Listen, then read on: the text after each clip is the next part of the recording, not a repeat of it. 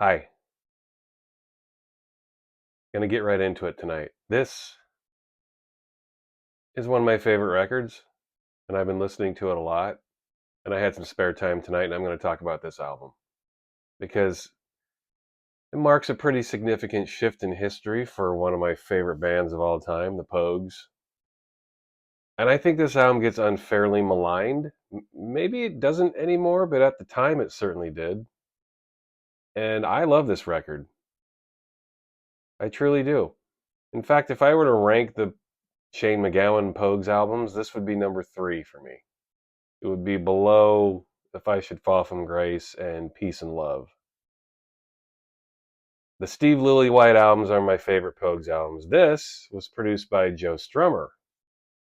You Pogues freaks know that already, but I'll point that out to anyone who wasn't aware of that. This is a brilliant album. It's fantastic.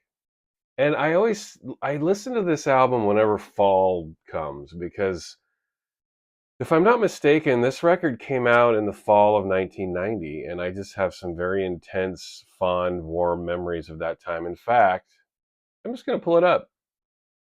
I got the computer right here. Why not look up the date? Let's see. It just says 1990 here. There's got to be a specific release date, right? No? I could swear this came out in like September, October-ish, 1990. I'm just going to hold this up and ramble and look this up on trusty old Wikipedia because you know you can believe everything Wikipedia tells you, right? Everything Wikipedia says is right on the money. And that's intense sarcasm. Whoa. As you can see, I'm looking something up. Sorry for the intense white here. Yeah, October 1st, 1990. All right, I was close. October 1st, 1990. Yes. So I bought it right when it came out, and every single time this time of year pops up, basically fall hits, this album it just pops into my mind. I have to start listening to it, and I did a couple of days ago. And this is just a fantastic record. This was Shane MacGowan's swan song in terms of his Pogues albums. And this is a beautiful record. I know at this point Shane was hard to understand. Shane was off on his own thing. The drugs and the drink had, you know, taken his body over, but it didn't take his mind over. His songwriting abilities were still in top shape, full form here. But I think a lot of people just didn't feel this record because it's hard to understand what Shane is saying. You do get the lyrics here. I mean, if it means that much to you, just pull the lyric sheet out. I wouldn't say it's so bad that you just can't understand anything he's saying, but it is hard to understand some of the shit he says. But for me personally, that's part of Shane's charm. If you're a Pogues fan, you're not going to let that bother you.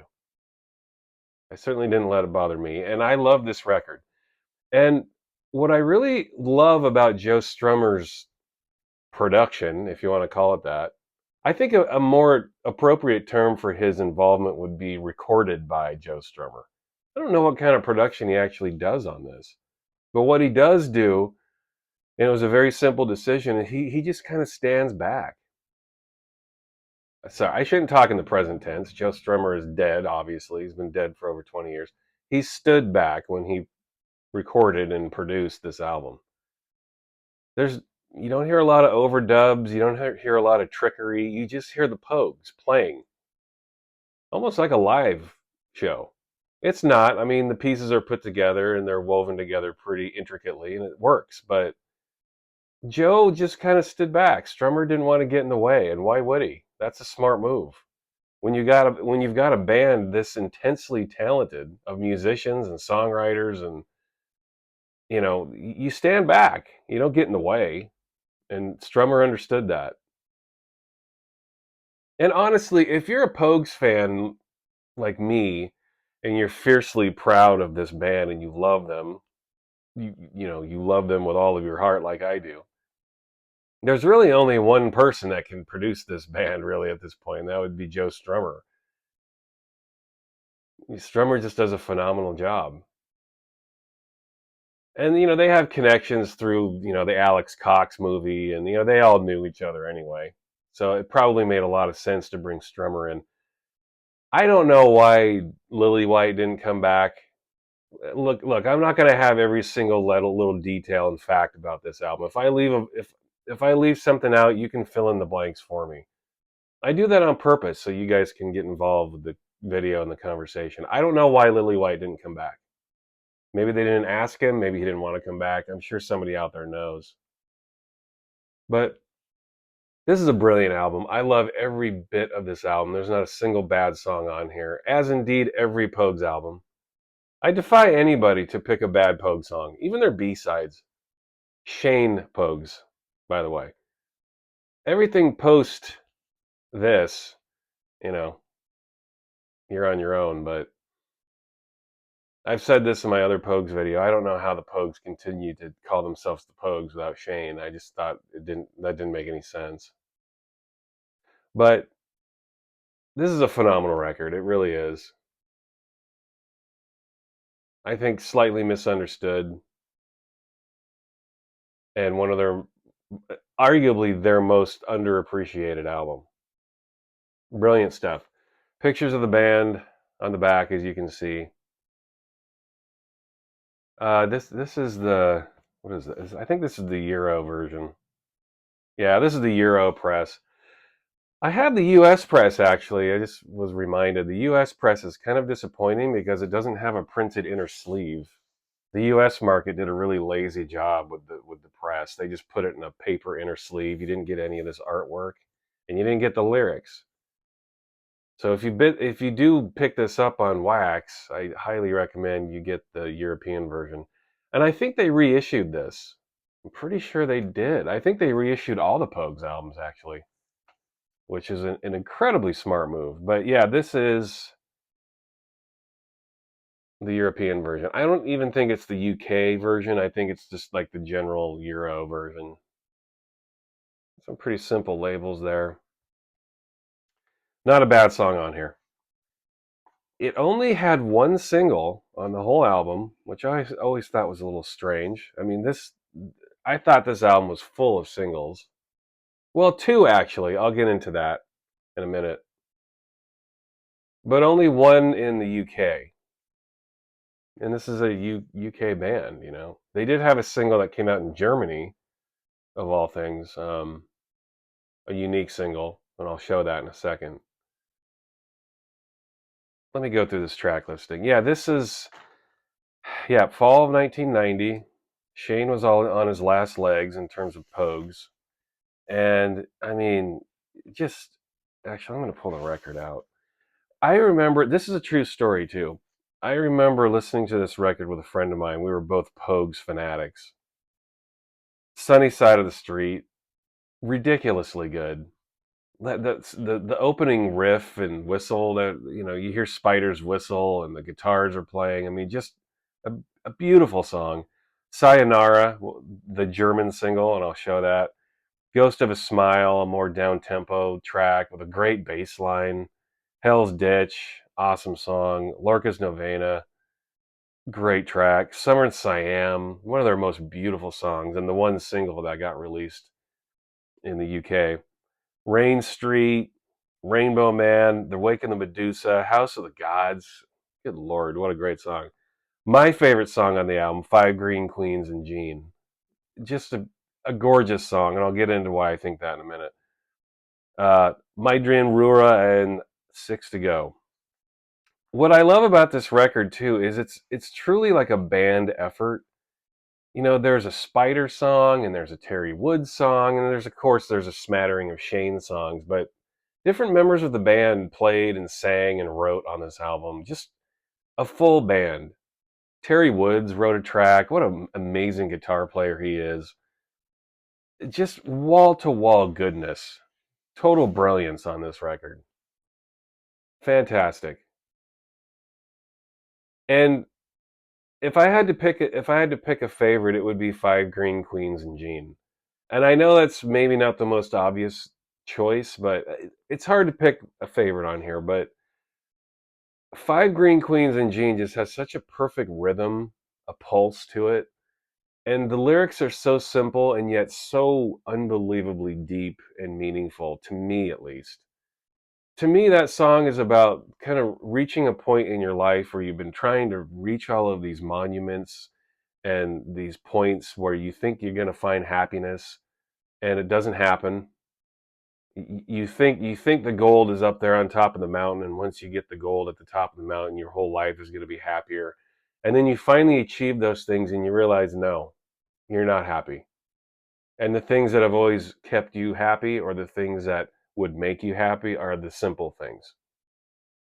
Like, you can literally be sitting there and have one or two things, or maybe no material possessions at all, and still be able to find happiness if you have the things you need and want to make you happy. And you only know that through life experience, through getting to know yourself, through having these experiences. And to me, that's what Five Green Queens is about. He sings in that song, I recall the moment more distant than it seems. Of five green queens in a black bin bag meant all the world to me. What a beautiful fucking lyric. Honestly. For me personally, every time I even think about it, it warms my heart. I think Shane, and this is just my interpretation, but Shane is basically saying, this is all I need. Everything I need to be happy is in this bag. And fuck everything else. I mean, is there any more profound statement you can have? I don't think so. One of his greatest songs. Five Green Queens and Jean. What a beautiful track. If there's any song on this album that I listen to on repeat, it's that. I mean, I can listen to this whole fucking record on repeat, but Five Green Queens and Jean drops me every time. And the way it leads in to the instrumental track after that, and then into Six to Go, just beautiful. If you've dismissed this record, I highly recommend that you go back and revisit, because this is just a beautiful album. So good.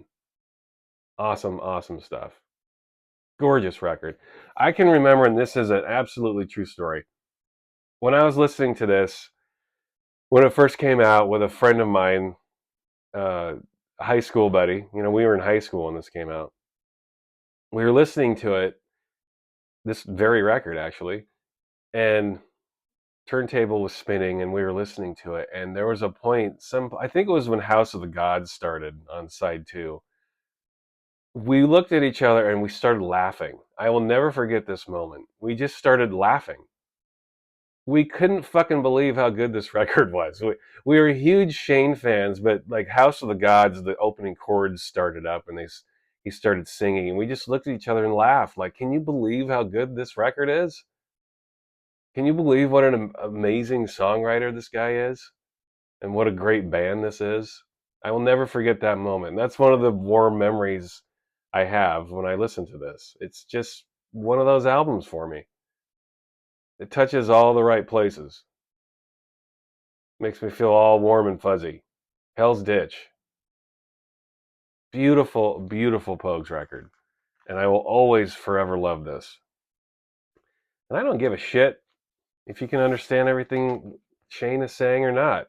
I feel like I've heard it enough now where I can understand what he's saying, and having the lyrics help. But it's definitely a mood. And I really don't think it's that hard to understand what he's saying here. It's really not that tough. Revisit this. I don't think you'll regret it. Here's a couple of records. I just thought I should have pulled out a few other records. I'll show those in another Pogues video.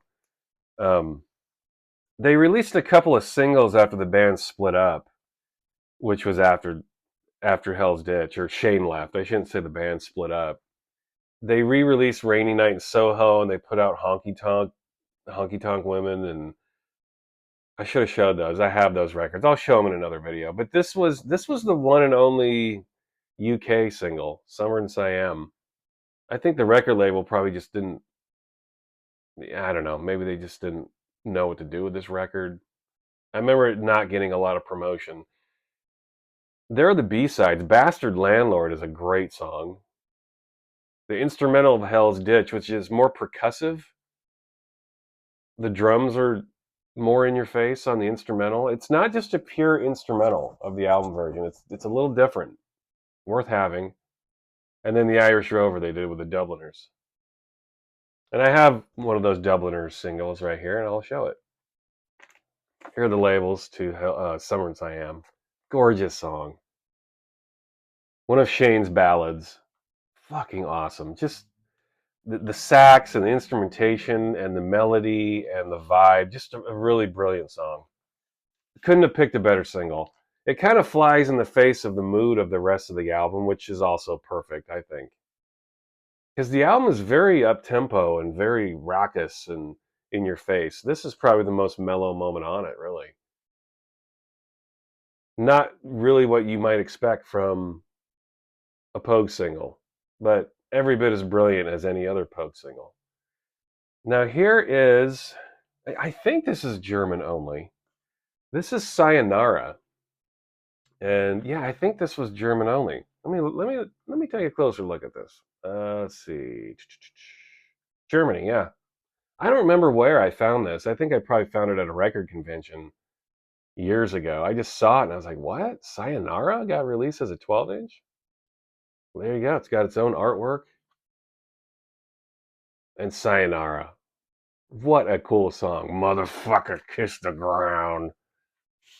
Shane and with his brilliant lyricism. Motherfucker, kiss the ground. Here's the labels. B-side, you have Curse of Love and Infinity. And Infinity was a B-side on that re-release of Rainy Night in Soho. And I will show that 12-inch. That is I think the re-recorded version with, I think Lillywhite did it, right? Lillywhite came back, I think. I think the re-recorded version is better than the original one. I've talked before about how I'm not such a fan of Elvis Costello productions of Pogues, and he did the original one. I think the re-recorded one is much better. And it also has one of their finest B-sides, Squid Out of Water. Amazing song. Go YouTube that track right now. In fact, I'll link it here. I'll talk about the record itself later, but I'll still link that track here in the video because, man, that is a great song. It's a B-side, and it is awesome. Here's a 12-inch they put out with the Dubliners, Jack's Heroes and Whiskey in the Jar. Awesome tracks. Jack's Heroes. Now, listen, I'm an American. I didn't grow up in Europe, but I think Jack's Heroes is referring to a coach, right? Like a soccer coach or football, as you Europeans call your version of football. This is referring to like a coach, right? I remember reading something about this. Could be wrong. It wouldn't be the first time that I'm wrong. Here are the labels. Pretty sure this is, what is this? Is this a, oh, it's a German press. Okay. I thought it might be UK, but yeah, it's German. Got the German, those little German logos. When you see that GEMA on there, you know it's a German press. Anyway, I thought I'd show this because this came out in 1990 along with Hell's Ditch. This came out in the summer of 1990 before Hell's Ditch. So this is post Peace and Love, pre Hell's Ditch. And a damn fine song. And the Dubliners, a damn fine band.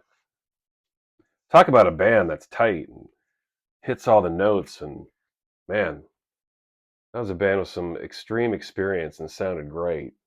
Definitely something you needed to see live. I saw the Dubliners live. Oh shit, I don't remember. Back in the 90s at some point. They killed it. Man, they were good. Jesus, just these men, you could tell they had been playing together for years. They just were amazing. One of the best live shows I ever saw. Speaking of live shows, I'll end this video with this. I saw the Pogues. I don't know, I don't know if it was a Hell's Ditch tour or not, but I saw the Pogues in Vancouver, BC, in this around this time. I want to say it was September, October of 1991. Shane had already left. Shane had been kicked out of the band, and Joe Strummer took his place. I shit you not. Joe Strummer. I can remember my friend and I bought tickets to go to the show. And yeah, it must have happened around, I think it happened around this time in 91. I want to say it was September. It might be 32 years ago to the very day that we went to this show. And sorry about the glare there. I had a record sitting right underneath my light and it was shining in my face. But we went, yeah, it must have been around this time. We bought the tickets, and then um, we realized, like, Shane's not there. Like, we just saw the tickets go on sale and picked them up, and then we had this big quandary. I'm like, well, Shane's not there. How why would we go to a Pogue show if Shane's not there? And then we realized Joe Strummer was replacing him. And we immediately were like, oh, well, yeah. Like, I remember us sitting there thinking, this is the same guy that I listened to this album with. We both looked at each other and we were like, if you can think of one person on this earth that could replace Shane MacGowan, who would it be? And it's like, Joe fucking Strummer. I mean, who else? Who else would do that? Maybe Nick Cave. Nick Cave. Okay, Nick Cave could do it. But Joe Strummer, we were like, hell yeah. I mean, I could see Pogues fans being livid about this, like going to see the Pogues without Shane. It would be like, I don't know, it'd be like Lucky Charms without the marshmallows in it. I mean, how do you eat it? How do you listen to that? It just wouldn't work. But Joe was there, Strummer was there, and I'm telling you, it was a fucking amazing show. It was packed, it was sold out. I don't remember the name of the venue. Again, this has been 32 years now, so I just remember it was around this time in 1991. I'll never forget my one there. I have one memory burned into my mind. We were close to the stage too. There was this moment where James Fearnley had his accordion. He was working his accordion. He jumped up on top of like a big Marshall stack, like 10 feet in the air, and he was up on top of the Marshall stack playing his accordion. And Strummer looked up at him and pointed at him and started laughing. He was like, "Look at James!" It was just amazing. That was the kind of energy that existed at this show. It was so fucking fun. And it was a big disappointment, deep disappointment that Shane wasn't there. And my friend and I were deeply disappointed by that. But when we were there and Strummer was there and they were so tight and they played some Clash songs, they did London Calling, of course. They did a number of Clash songs. I remember most of them were from London Calling, the album. But it was crazy, picture that. Joe Strummer taking over for Shane at a Pogue show, and they're doing Clash songs and Pogue songs. Man, one of the best shows I've ever seen. I will never forget it. Vancouver, BC, 1991. I want to say it was September, October-ish. If someone knows of this show or you were there, please reach out to me. I would love to hear from you. It was a sold out show. It was packed, and it was a blast. And it was a little bittersweet because they did a lot of songs from Hell's Ditch, and Shane wasn't there. This was the last Shane Pogues album, and he wasn't there. It is what it is. But Strummer was, and made it a very memorable show. Go listen to this again. If you think you haven't liked it before, just give it another shot. This is a great album, man, and a really beautiful way for Shane to go out of the Pogues. Yeah, he did the Snake. He did his own solo stuff. Yeah, we know that, but there's nothing like Shane and the Pogues. Nothing. And this is a beautiful way to go out. Whether you understand what he's saying or not, I don't think it makes much difference. This is still a beautiful album, and go listen to it again. It's a great album for the fall. A great album as you enter into the holiday season. This is your jam. All right. I'll talk to you later. Bye.